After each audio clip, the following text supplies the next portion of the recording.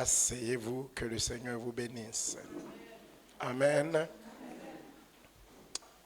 Bien, nous allons, si le Seigneur me fait grâce, traiter ce sujet-là sur plusieurs semaines. Je vais essayer d'introduire et avancer un tout petit peu. Et les jours à venir, nous allons pouvoir disséquer cela. Notre thème donc d'aujourd'hui est recreuser les vieux puits. Recreuser les vieux puits. Est-ce que vous voulez répéter avec moi? Recreuser les vieux puits. Un peu plus fort que ça. Voilà, nous sommes là. Dieu veut que nous recreusions des puits. Que nous allions sur les traces de nos pères, voir ce qu'ils avaient fait de bien et marcher dans les traces de nos pères. Le texte qui nous a été lu par notre sœur bien-aimée ce matin nous ramène à deux grands patriarches de l'histoire d'Israël. J'ai nommé Abraham et son fils Isaac. Et nous savons que l'appel d'Abraham a changé le cours de l'histoire. Dieu a rencontré cet homme et il lui a dit, quitte ton père, ta mère, ta patrie, quitte ton pays, quitte tout ce que tu as et va dans le pays que moi, l'Éternel Dieu, je te montrerai. Si tu obéis à ce commandement, à cet ordre que je te donne, je serai avec toi, je te bénirai et je ferai de toi une nation. Donc cette rencontre et cet appel courent jusqu'à aujourd'hui et l'obéissance que Abraham a offert à Dieu est aussi une exigence de tous ceux qui croient en Dieu et qui sont devenus par la foi des enfants d'Abraham. Le voyage d'Abraham vers cette terre inconnue a préparé le terrain pour des événements d'une immense importance. Dieu lui dit, quitte ta patrie et va dans un pays que je te montrerai. Certes, il a un peu traîné, mais il a pris conscience et il s'en est allé. Il a fait un voyage et dans ce voyage-là, il y a eu des événements, des circonstances, des choses assez importantes qui ont une valeur immense pour nous aujourd'hui. Alors qu'il voyageait de Our en Chaldée pour aller vers Canaan, il a construit des hôtels, des lieux où il a sacrifié pour Dieu, il a adoré Dieu, il a prié Dieu et il a reçu des révélations. Et je crois que nous avons enseigné ici que dans chaque maison, dans la vie de chaque croyant, il doit aussi avoir des hôtels. Nous devons avoir des lieux dans notre cœur où nous consacrons, où nous sacrifions à Dieu. Nous sacrifions des actions de grâce, nous sacrifions des louanges, nous sacrifions l'adoration à Dieu pour dire tu es notre Dieu. Tu es grand, tu es élevé. Au-delà de mes circonstances et de tout ce que je vis, tu restes Dieu. Amen. Et quand nous avons ces hôtels permanents, Dieu les utilise pour se révéler à nous. Donc Abraham a bâti des hôtels. À travers le pays, il a reçu des révélations de la part de Dieu. À sa mort, la mission de son peuple ne faisait que commencer.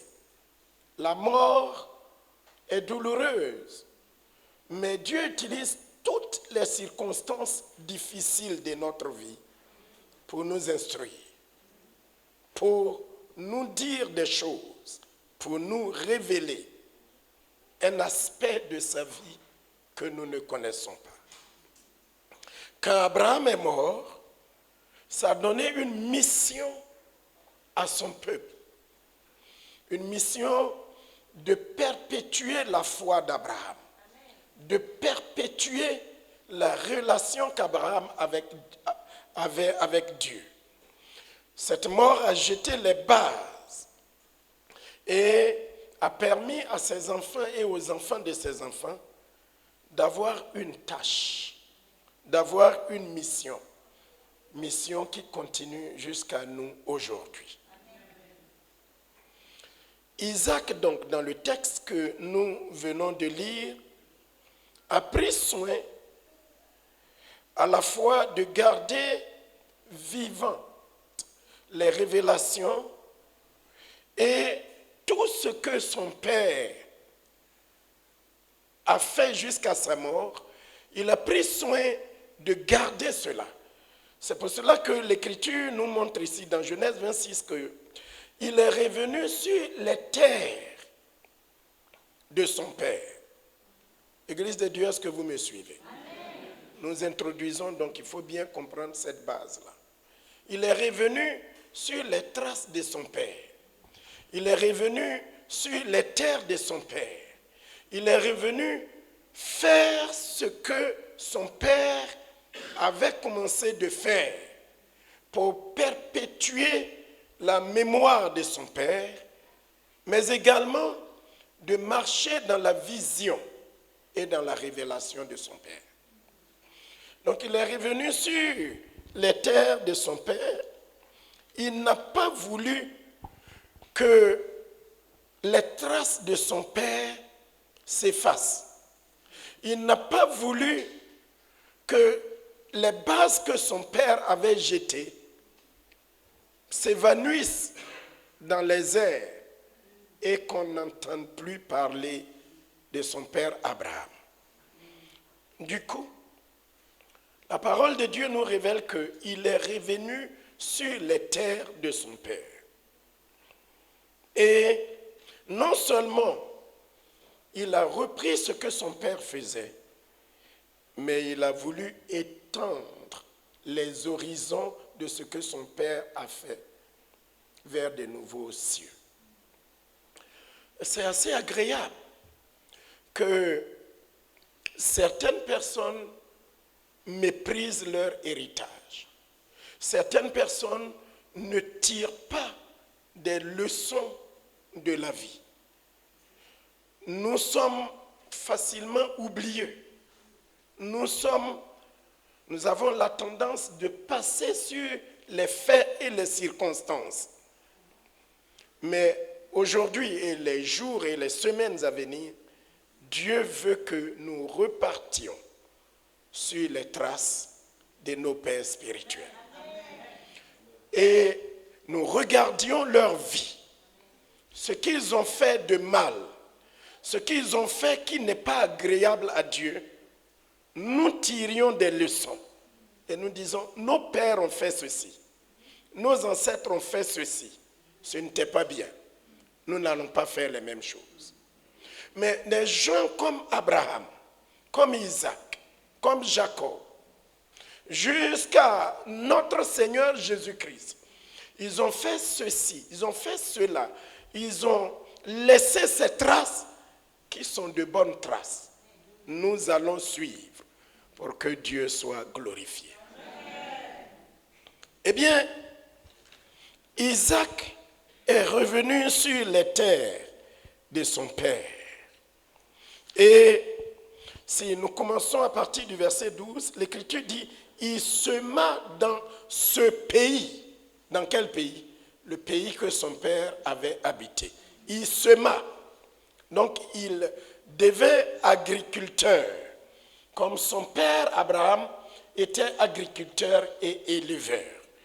Il sema dans ce pays et il recueillit cette année le centuple de ce qu'il avait semé, parce que l'Éternel le bénit.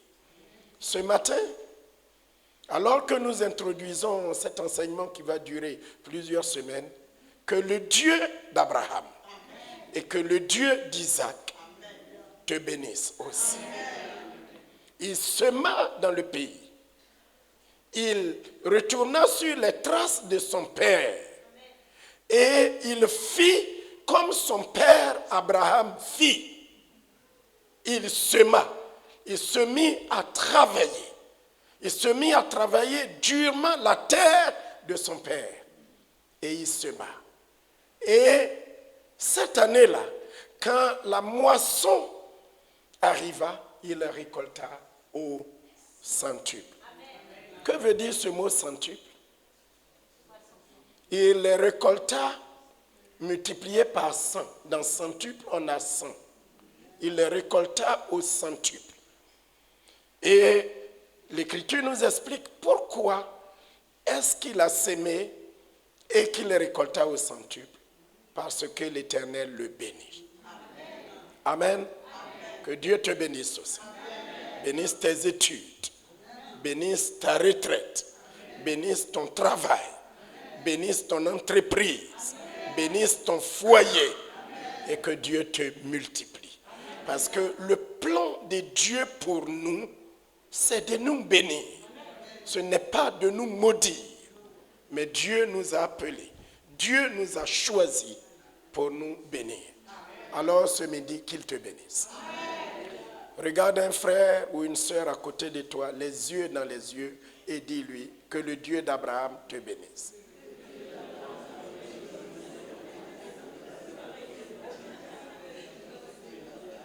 Il sema dans le pays et il récolta cette année le centuple parce que l'Éternel le bénit. Nous devons laisser un héritage à nos enfants. Un héritage de travail hardi.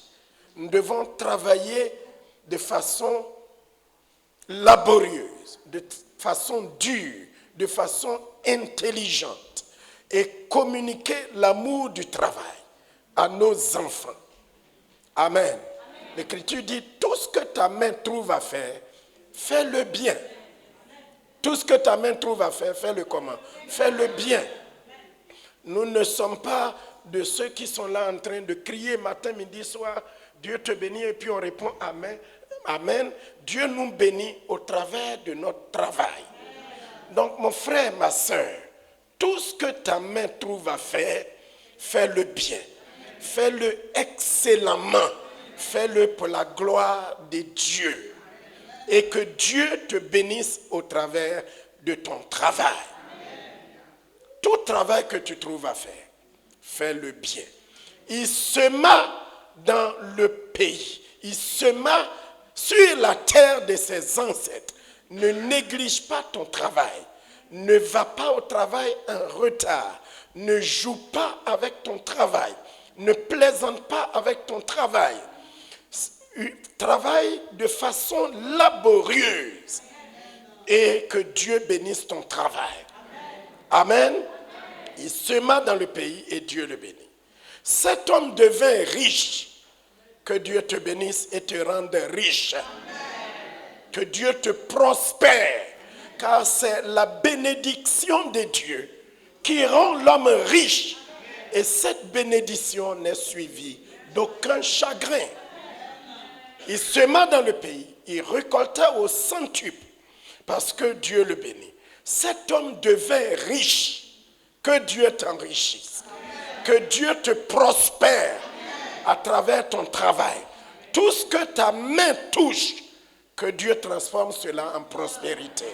Là où tu rentres, qu'à cause de toi, de la faveur de Dieu, de la grâce de Dieu sur ta vie, parce que tu es fils d'Abraham, par la foi, que Dieu change l'atmosphère. Cet homme devint riche. Pourquoi? Parce que Dieu le bénit. Et parce qu'il travaillait durement. Dieu le bénit, il devint riche. Mais ça ne s'est pas arrêté là. Il alla s'enrichissant. Donc il devait riche et il alla en s'enrichissant. Que Dieu fasse de toi ce qu'il a fait d'Isaac. Il alla s'enrichissant de plus en plus jusqu'à ce qu'il devait fort riche. Alléluia. Il travaillait dur et Dieu le bénissait. Dieu le prospérait et il devenait riche. Il devenait de plus en plus riche jusqu'à ce qu'il devienne vraiment fort riche. Que Dieu fasse la même chose pour toi. Et que Dieu le fasse au-delà pour la seule gloire de son saint nom. Il avait des troupeaux de menus et de gros bétail. Et il avait un grand nombre de serviteurs. Aussi les Philistins lui portèrent envie. Dieu a béni Abraham. Abraham a transmis le secret de la bénédiction à son fils Isaac. Qui sont ceux qui baissent la tête? On n'est pas en prière. Regardez-moi les yeux dans les yeux. Amen. Amen. Isaac a travaillé. Il a marché sur les traces de son père. Abraham était agriculteur et éleveur. Et Dieu l'a béni. Et le secret de sa bénédiction, il a transmis cela à son fils Isaac. Quel était le secret de sa bénédiction? Le secret de sa bénédiction, c'était le travail laborieux. Il n'y avait pas de paresse dans sa vie. Ce matin, si tu es habité par la paresse, que Dieu t'en délivre. Parce que la paresse, c'est l'ami de la pauvreté. La paresse engendre la pauvreté. Et la paresse n'est pas signe de spiritualité. Il y a des gens qui disent, oh non, je suis une femme spirituelle. Je suis un homme spirituel. C'est pour ça que je ne fais rien. Tout ce que je touche se gâte. Parce que Dieu veut que je sois un homme spirituel. Cet enseignement-là n'est pas biblique. Eh bien, la paresse n'est pas signe de spiritualité. Amen. Il y en a qui ont travaillé jusqu'à être retraités. Félicitations à nos retraités ici. Que le Seigneur vous bénisse et vous donne longue vie et vous donne de savourer votre retraite pour la gloire de son Saint-Nom. Mais le secret de la bénédiction de Dieu, c'est l'homme ou la femme, l'étudiant, l'enfant qui travaille laborieusement. Il sema dans le pays et l'Éternel multiplia ce qu'il avait semé au centuple. Et il devenait riche. Chaque année, il travaillait. Chaque année, il augmentait ses champs. Et son troupeau se multipliait. À telle enseigne que les Philistins, les ennemis d'Abraham étaient devenus ses ennemis. Ils lui ont porté envie. Amen. Amen. Dieu te bénisse. Amen. Dieu te prospère. Amen. Dieu te multiplie. Amen. Dieu multiplie ta famille. Amen. Pour que tu deviennes riche et prospère à tous égards. Amen. Amen. Abraham avait un autre secret qu'il avait confié à son fils Isaac. C'est non seulement de travailler dur, mais le fruit de son travail, de rendre gloire à Dieu avec le fruit de son travail. Quand vous lisez Genèse 14, vous voyez que Abraham avait un autre secret. Revenu du combat contre Kedorlaomer et 5 rois qui s'étaient assemblés contre son neveu, il a combattu pour aller délivrer son neveu Lot et il a pris du butin. Et quand il ramassa tous les butins de la guerre, il rencontra quelqu'un qu'on appelle Melchisédek. Qu'on appelle comment? La Bible dit que Melchisédek n'a ni père, ni mère. Il n'a ni commencement de vie, ni fin de vie. Est-ce que ça vous parle de quelqu'un qui n'a ni commencement, ni fin, ni père, ni mère, et qui est le roi de Salem? Salem veut dire paix. Le roi de Salem ou de Shalom, le roi de paix. Abraham alla à la rencontre de Melchisédek et il lui donna la dîme de tout. Il lui donna quoi? lui donna la dîme. C'est son deuxième secret. Le premier secret, c'est le travail dur. C'est le travail laborieux. Ne pas s'amuser avec son travail. Bien faire tout ce que Dieu vous donne à faire. Et quand le fruit de votre travail arrive, d'enlever 1/10, la vie de vos ressources, et de le donner à Dieu. Amen. Abraham, notre père, fut le premier à donner sa dîme. Il dit, apportez à la maison du trésor toutes les dîmes et les offrandes, et mettez-moi de la sorte à l'épreuve, pour voir si moi, Dieu, je ne vais pas ouvrir les écluses des cieux et je ne vous bénirai pas. Amen. Amen. Quand Dieu t'aura béni, quand Dieu t'aura donné du boulot, du travail à faire, et qu'à la fin du mois, tu auras perçu ton salaire, n'oublie pas de marcher sur les traces d'Abraham. D'enlever 1/10 de ton revenu et de l'apporter à ton Dieu. Ce secret-là a prospéré Abraham, a béni Abraham, et il transmit ce secret à son fils Isaac. J'ai les yeux sur mes enfants, sur mes petits-enfants, pour qu'ils soient fidèles. J'ai les yeux sur l'église que le Seigneur nous a confiée, afin que chacun d'entre nous soit fidèle à Dieu dans tout ce que nous recevons. Car nous n'avons rien à mener sur terre et nous ne partirons avec rien. Et quand le Seigneur nous rencontrera au dernier jour, souvenez-vous, quand le Seigneur, dans une des paraboles, a rencontré ses serviteurs, il a dit, bon et fidèle serviteur, tu as été fidèle dans peu, je te confierai grand. Dieu attend ta fidélité. Dieu attend ta constance. Dieu attend ta loyauté. Dieu attend que tu lui sois fidèle dans toutes choses. Amen. Si tu n'es pas fidèle dans peu, quand tu auras grand, tu vas avoir des problèmes à être fidèle. Supposons que tu gagnes 1 000 euros. Tu as du mal à donner 100 euros comme dîme. Le jour où tu auras 5 000 euros de salaire, tu verras combien tu vas trembler. Tu vas avoir mal à donner. Abraham a été fidèle. Il donna à Melchisédek de tout son cœur et Melchisédek le bénit. Il transmit ce secret à son fils Isaac.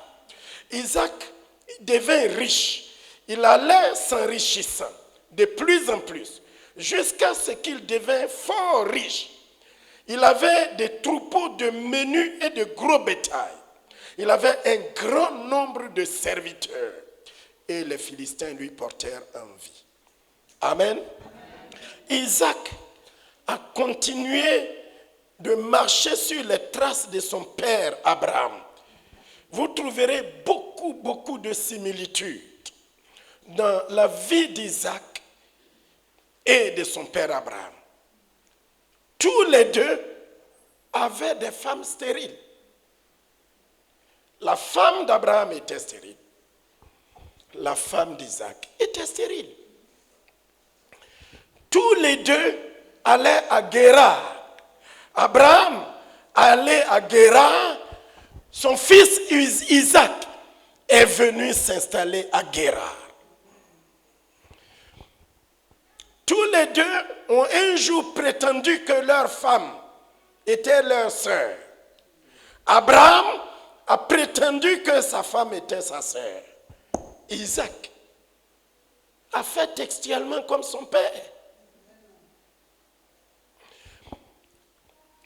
Abraham a lié alliance avec Abimelech. Isaac a traité alliance avec Abimelech. Et vous me direz, mais pasteur, tu nous racontes tout ceci, mais tu ne nous parles pas des puits. Puisque tu nous disais que le thème d'aujourd'hui, c'est recreuser les puits. Où sont les puits? Eh bien, j'en arrive. Abraham, pour nourrir ses animaux, pour cultiver ses champs, pour étendre la bénédiction de Dieu que Dieu lui avait accordé, il avait creusé des puits. Vous me suivez? Abraham avait creusé des puits. Aujourd'hui, nous ouvrons des robinets, l'eau coule, nous avons de l'eau à foison. Mais quand vous allez ailleurs, quand vous allez dans d'autres pays, en Afrique et en Israël, vous allez voir que l'eau est vitale, l'eau est capitale. Et l'eau est une denrée chère. Pour qu'Abraham prospère, l'un de ses secrets, son troisième secret, je vous ai montré son premier secret, c'est son travail laborieux. Son deuxième secret, c'est que lorsqu'il récolte, lorsqu'il tire la bénédiction de son travail, il n'a jamais oublié de donner un dixième de ses revenus à Dieu. Et il a inculqué ce secret à son fils Isaac. Mais pour faire ses champs, pour avoir ses animaux, pour se multiplier, il avait besoin d'eau. Il avait besoin de quoi? D'eau. Et en Israël, l'eau est chère. L'eau est difficile à trouver parce que la terre d'Israël, la terre d'Abraham, la terre d'Isaac, la terre de Jacob, c'est une terre rocailleuse. C'est une terre dure. L'eau se trouve en profondeur. Pour avoir de l'eau, Abraham a creusé des puits.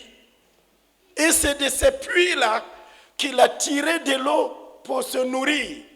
Nourrir sa famille, nourrir ses animaux, arroser ses champs pour que ces champs deviennent prospères. Et vous voyez que Isaac est retourné sur les traces de son père. Il a fait comme son père. Il a traité les mêmes alliances. Il a habité sur les terres de son père.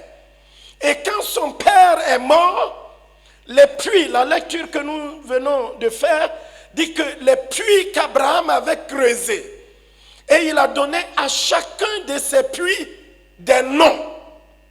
Il a creusé des puits pour avoir de l'eau fraîche pour boire, pour avoir de l'eau pour sa famille, pour avoir de l'eau pour ses animaux, pour avoir de l'eau pour ses champs. Et c'est en cela qu'il a prospéré. Quand Isaac est venu habiter sur les terres de son père, il a été agriculteur, il a été éleveur. Et pour que tout ceci réussisse, il a allé recreuser les puits de son père. Vous voyez là où je vous amène? Ou bien vous ne voyez pas? S'il voulait réussir comme son père, eh bien, il devait avoir les mêmes choses que son père avait.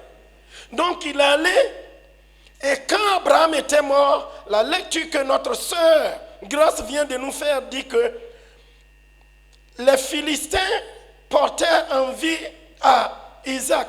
Tous les puits qu'avaient creusés les serviteurs de son père, du temps d'Abraham son père, les Philistins les comblaient et les remplirent de poussière. On dirait que vous n'êtes pas là. Amen. Amen. Où est-ce que j'ai envie de vous amener ce midi? Eh bien, là où je vous ai amené, je voudrais vous amener, c'est que la source, l'une des sources de bénédiction d'Abraham, c'était quoi? Ces puits. C'est de là qu'il tirait l'eau. Et l'eau était vitale pour lui, pour sa famille, pour ses bœufs, pour ses animaux, pour ses champs. Et pendant qu'Abraham existait, s'il voulait se développer, il a creusé des puits, n'est-ce pas? Et c'est de là qu'il tirait l'eau.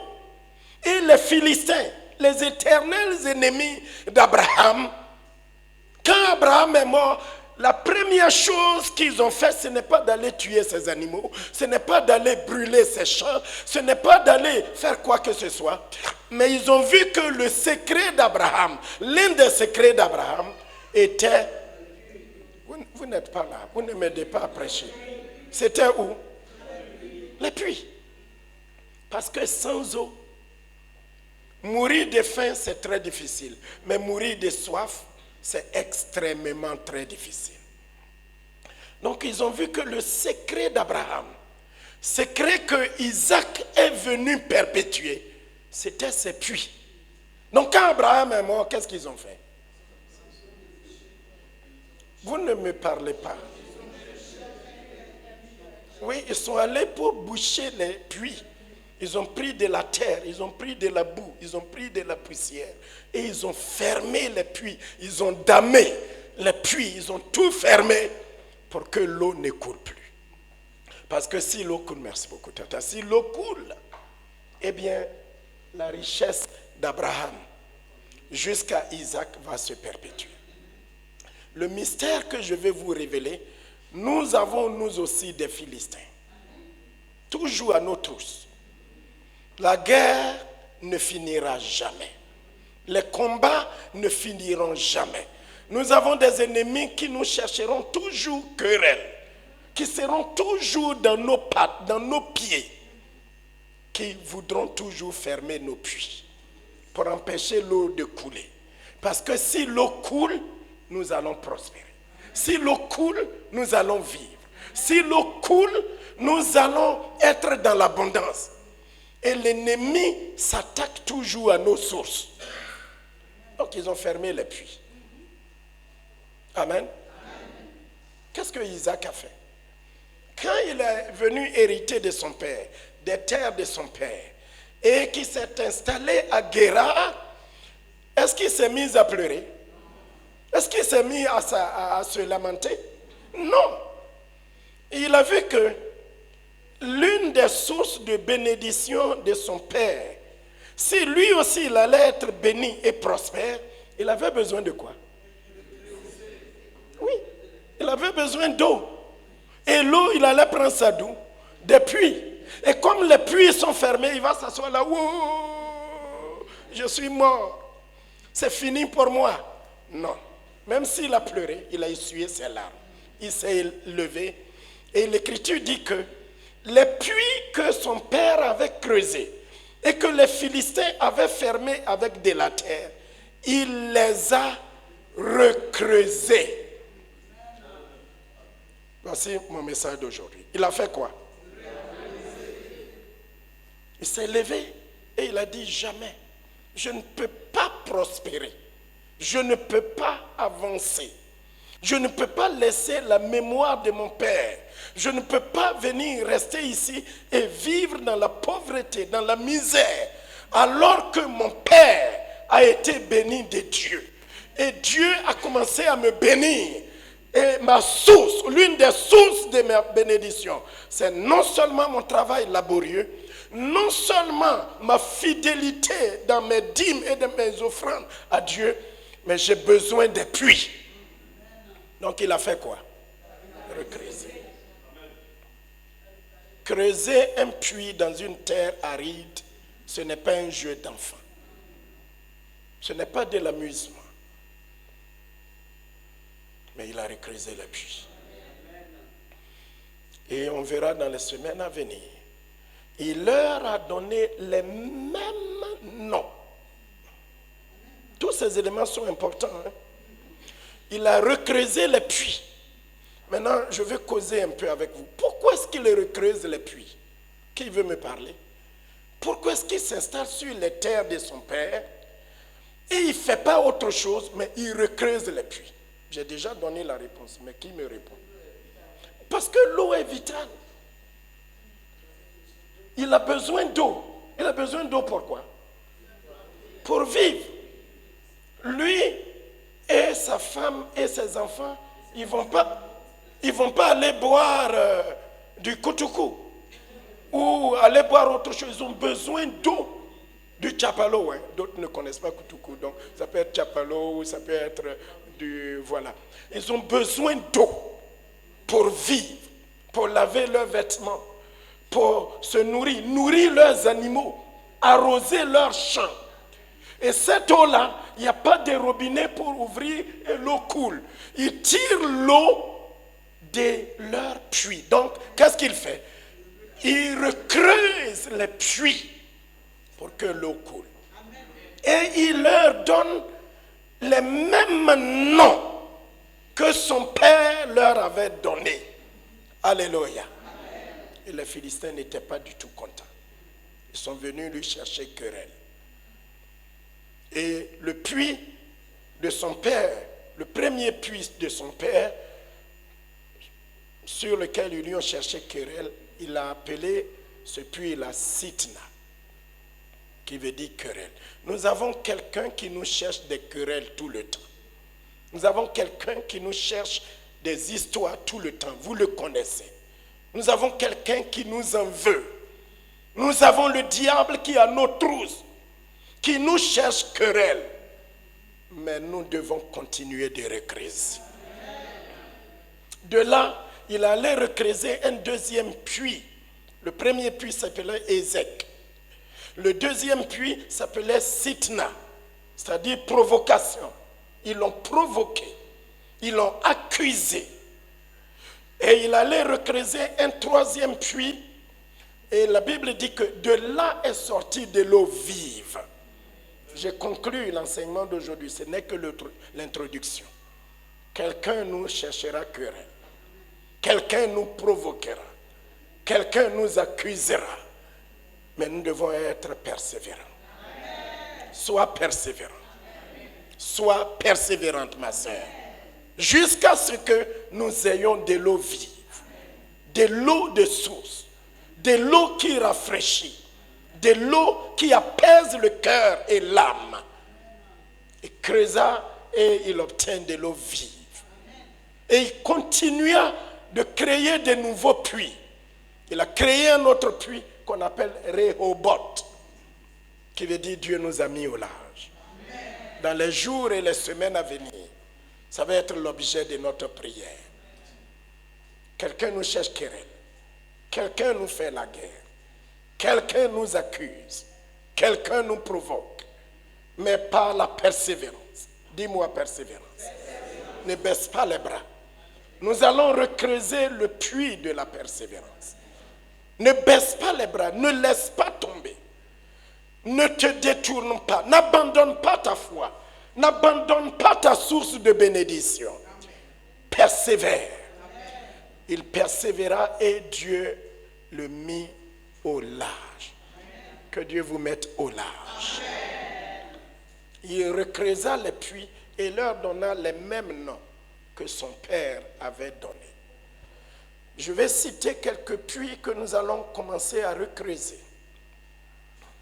Puits desquels nos parents ont tiré leur bénédiction. Isaac est retourné sur les traces de son père. Il a recreusé les puits que les Philistins avaient bouchés. Et ils avaient bouché ces puits avec quoi? De la terre et de la poussière, de la boue. Ils ont damé, ils ont fermé pour que l'herbe pousse. Mais Isaac est retourné sur les traces de son père. Il allait s'installer à Guérar. Il a traité alliance avec Abimelech. Et il a dit, je ne laisserai pas les traces de mon père. Le secret de la bénédiction de mon père et mon secret s'effacer. Il a travaillé la terre. Il a été fidèle à Dieu. Et il a recreusé les puits. Et il leur a donné les mêmes noms. Comment on appelle ces puits d'où nos parents ont tiré les bénédictions que je vous invite à recreuser avec moi? L'un de ces puits s'appelle la prière. L'un des puits que nous devons recreuser, Église de notre Seigneur Jésus-Christ. Un des puits que je vous appelle à creuser dans notre vie, ça s'appelle la prière. Quelqu'un veut me dire la prière? Je vous donne seulement les énoncés. On aura le temps de développer cela. Est-ce que la prière fait partie de ta vie? Est-ce que la prière est ta coutume ou ta tradition?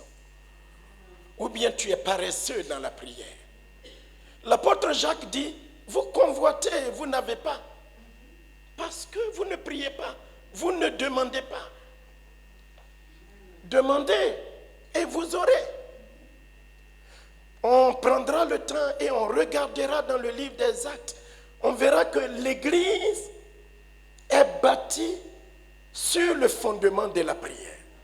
Dans Actes des Apôtres, le chapitre 1, vous verrez dans les développements que nous allons faire que Jésus a ordonné à ses disciples de ne pas quitter Jérusalem. Ils avaient un endroit qu'ils appelaient la chambre haute. Quand Jésus est monté au ciel, l'Écriture dit qu'ils sont retournés dans cette chambre haute pour aller chercher quoi? Pour prier. Les hommes, les femmes, les enfants, ils étaient là en train de prier. De acte 1 jusqu'à acte 2, le jour de la Pentecôte, ils étaient encore là, dans cette chambre haute. Quand vous lisez acte 2, à partir du verset 42 jusqu'à acte 3, le verset 1, ils étaient là, tous en train de persévérer dans la prière. Vous savez, l'eau ne coule plus. Nous sommes spirituellement pauvres parce que nous ne prions pas. Je vous vois massivement connectés les matins. Et je suis venu vous encourager. Ceux et celles qui n'ont jamais le temps de trouver du temps pour vous connecter. L'Église est née dans la prière. Le chrétien ou la chrétienne qui ne prie pas a manqué une des sources de sa bénédiction. Parce que l'Église primitive, l'Église que nos parents nous ont laissée, l'Église que nous perpétuons, l'une de ses sources, c'est la prière. La prière fervente, la prière persévérante, la prière qui devient notre coutume, notre souffle. La prière sans laquelle nous ne pouvons rien obtenir. Et nous allons voir dans les semaines à venir comment Jésus-Christ lui-même était un homme de prière. Et il priait à telle enseigne que ses disciples sont allés le voir et dit, Seigneur, apprends-nous à prier. Parce que sa vie de prière donnait envie. Ce ne sont pas nos prières qu'on récite. Ce ne sont pas les prières qu'on fait et on est soufflé. Quand vous allez dans l'évangile de Marc, les disciples tous les matins cherchaient Jésus. Le soir, ils sont ensemble dans la chambre, mais le matin, ils ne le voient plus. Jésus était dans le désert, sur une montagne, en train de prier. Et il dit que votre joie n'est pas parfaite, parce que vous ne m'avez rien demandé. En d'autres termes, vous ne priez pas. Nous allons voir dans les jours à venir que la prière était la coutume, la tradition de notre Seigneur Jésus-Christ. Nous allons voir que la prière procure la joie. Quand tu pries, le Seigneur dit, je rendrai votre joie parfaite. Quand tu pries, tu as une joie qui ne dépend plus de tes poches, qui ne dépend plus de ce que tu as mangé ou de ce que tu n'as pas mangé. Mais il y a une joie intense qui coule dans ton âme, même au milieu des problèmes. Parce que tu as une source qui coule. Quand nous prions, Dieu fait des choses que nous n'imaginons pas. Et ce puits-là, l'ennemi l'a fermé par la nourriture. N'allez pas dire quand vous sortez d'ici que notre pasteur a dit qu'on ne doit plus manger. Je n'ai jamais dit ça. Nous devons manger. Nous devons entretenir le corps. Mais nous devons aussi avoir des moments où l'esprit dit à notre esprit, ma fille, mon fils, ferme la boutique. Ferme le magasin. Mets les clés quelque part. Ce n'est pas que le congélateur ou le frigo est vide. Ce n'est pas que le compte est dans le rouge. Tout est bien là. Tu prospères. Mais si tu es chrétien que 365 jours, sur 365 jours, rien ne te dit que tu dois mettre du temps à part pour jeûner et prier, c'est qu'il y a un problème. C'est qu'il y a un problème dans ta vie. Nous devons avoir du temps pour prier. Nous devons avoir du temps pour jeûner. Nous devons avoir du temps pour chercher la face du Seigneur. La prière est un instrument de Dieu pour nous bénir. La prière est un instrument de Dieu pour nous élever. La prière est un instrument de Dieu pour faire du bien à notre âme. Et je vais vous révéler un secret. C'est que quand Jésus est mort, ressuscité et il est allé au ciel, il a un autre ministère. On va le voir dans la lettre aux Hébreux. Jésus a un nouveau ministère. La Bible dit qu'il est assis à la droite du Père, intercédant pour nous. Que veut dire ce mot? Sur la terre, il a prié tout le temps pour nous, jusqu'à donner sa vie. Sur la croix, il priait pour ses ennemis. Mort et ressuscité, il priait. Il allait au ciel, au lieu de se reposer, il est devenu un intercesseur pour nous. Si Jésus a tant prié, si toi et moi nous ne prions pas, l'eau ne coulera plus. Nous allons envier, je veux être un instrument de Dieu. Je veux avoir telle ou telle chose. Nous allons avoir envie d'avoir des choses, de posséder des choses, d'avoir des choses pour servir notre Dieu et vivre une vie à la gloire de Dieu. Mais comme nous ne prions pas, ça ne vient pas. L'eau ne coule pas. Nous voulons être puissants. Nous allons nous mettre à dire au nom de Jésus, au nom de Jésus. Et rien ne se passera. Le secret, c'est la prière. Donc, je vais vous laisser là aujourd'hui avec ce premier puits. Oh, que Dieu nous donne une vie de prière. Le diable a bouché la vie de prière des chrétiens par la nourriture. Il y a des chrétiens qui sont devenus gloutons. Ils mangent le matin. Avant midi, ils tremblent de tout leur corps. Ils vont manger. Dès qu'ils ont fini, avant 16 heures, ils sont en train de trembler. Lorsque le repas, le dîner est sur le feu, ils doivent encore manger quelque chose. Que Dieu ait pitié de nous. Recréons le puits du jeûne, de la prière. Prions sans cesse. Soyons fervents dans la prière.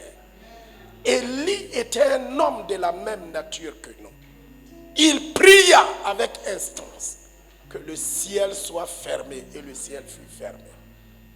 L'heure de la prière a sonné. L'heure de la victoire a sonné. Appelons la prière par son nom.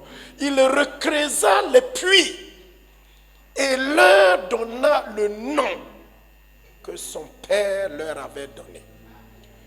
La prière ne s'appelle pas autre chose que prier. Est-ce qu'on peut se tenir debout et que chacun dise à Dieu, oh Dieu, donne-moi une vie de prière. Réveille-moi dans la prière.